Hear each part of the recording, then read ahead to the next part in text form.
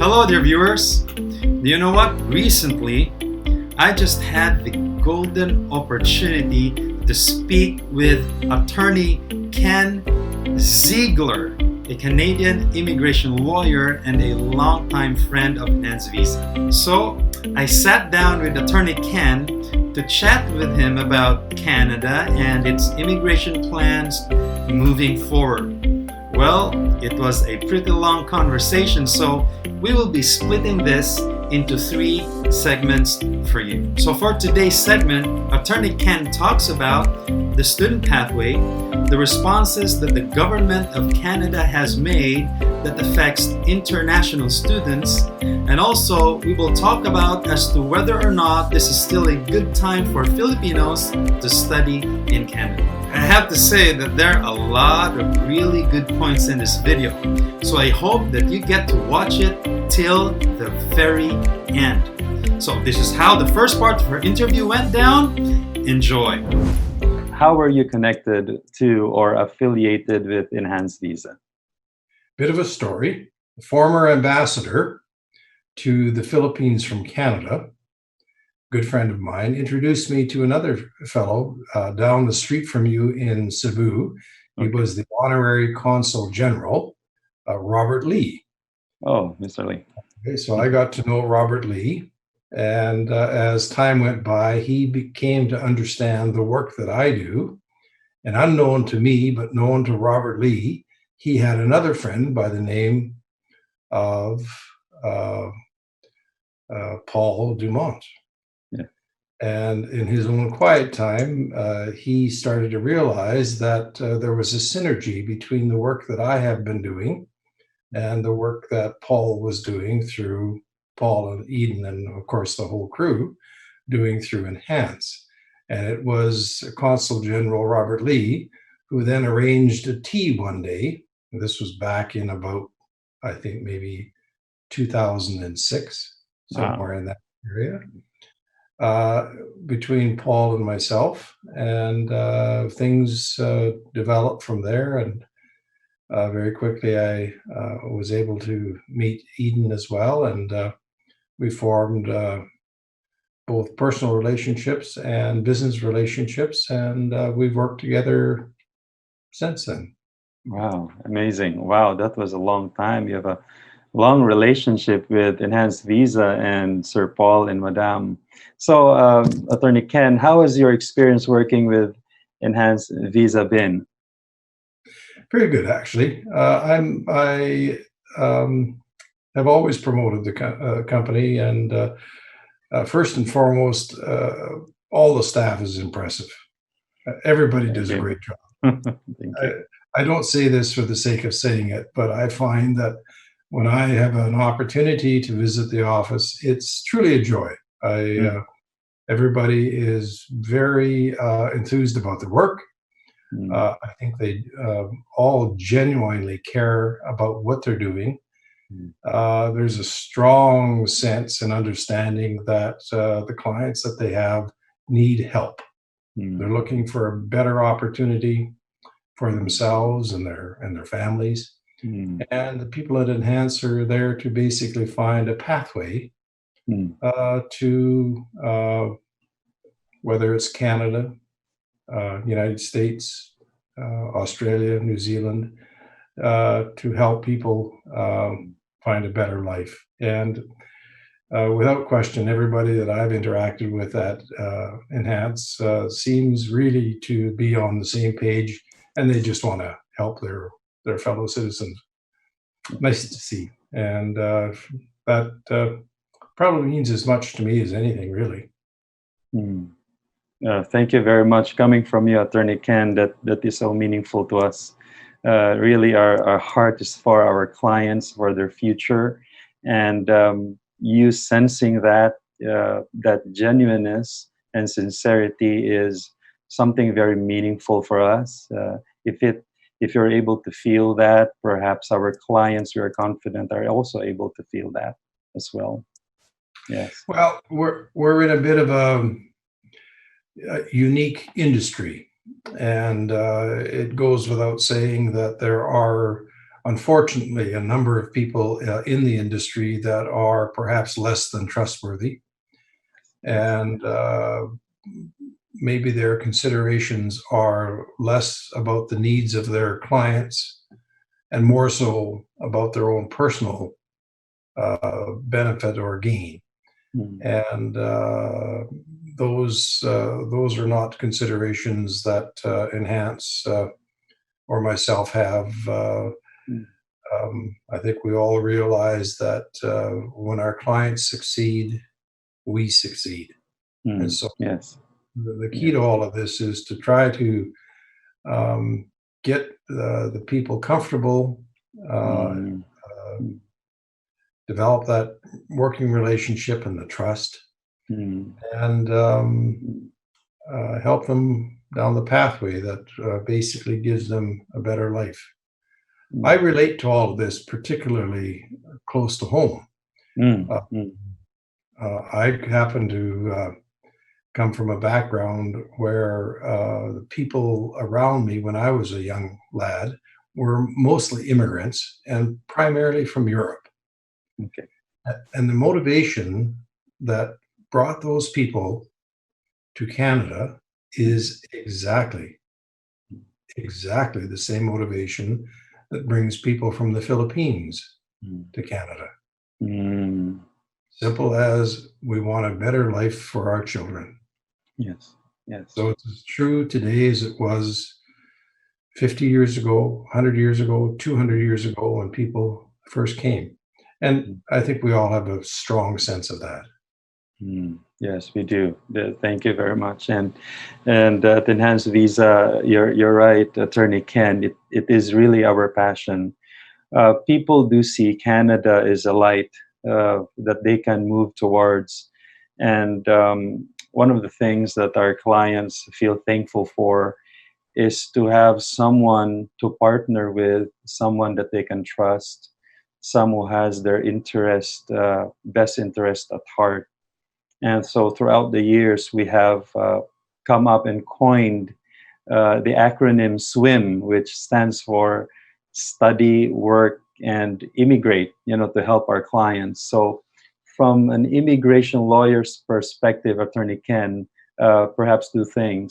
What are your thoughts on this particular pathway, and how beneficial do you think this is to aspiring Canadian permanent residents? Couple of things. It is a great way to get into Canada, but I think it's a starting point. Uh, an observation that I have is that many people get really excited by the notion that, oh, I've got this study permit and I can come to Canada. Okay. Um, I think one of the things that we have been doing and we need to continue to do is to spend a bit of time with people, with our clients, to analyze where they should come in Canada. Canada is a big place, It is. Mm. huge place. So when you think about obtaining a study permit, I think one of the questions you come up with is, where should I get that study permit? Where should I do my studies? Mm. And there's many things that turn on that. Okay. Um, Practical considerations include huge variations in cost of living. For example, if you're in certain markets, some of the larger cities, the cost of living for housing and transportation and food and so forth tends to be a significantly larger number than it is in some of the medium to smaller markets. So Mm. that's a consideration. Some of the clients that Enhance have will be married.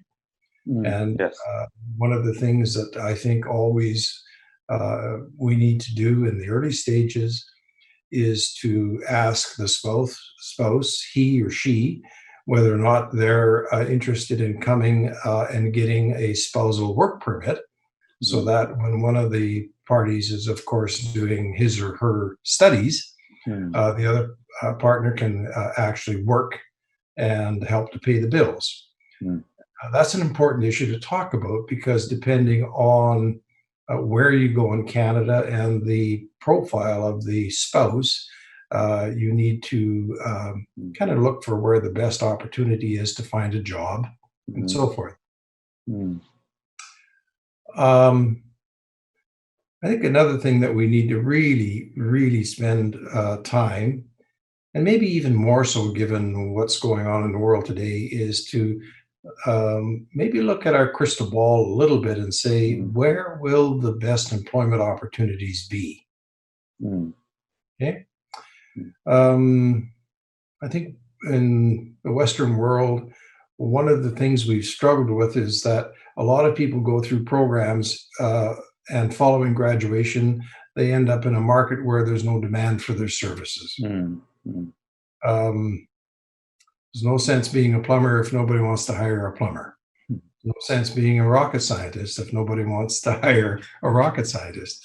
So it really makes good practical sense, again, to look at a bit of a crystal ball, work with the people at your office, and say, look, this is the area that I intend to do my studies in. Where in Canada would my best opportunity be? Should I be on the West Coast? Should I be on the East Coast? Should I be in the central part of the country? And of course, there's no exact science to this, but it's background work that should be done. So all of those things, I think, come into the whole notion of getting a study permit and coming to Canada, and that leads, of course, to the next part of your question, which is to follow up on that and get a postgraduate work permit. Yes, that's right. And of course, to stay in Canada. Mm. Some of the comments I've made already apply to that too. If you have an opportunity to do some of your background work before you come, you want to end up in a place where there's going to be a good demand for the skills that you've developed through your studies. And I think there's ways and means we can do that. I can certainly assist on that because I'm here in the country.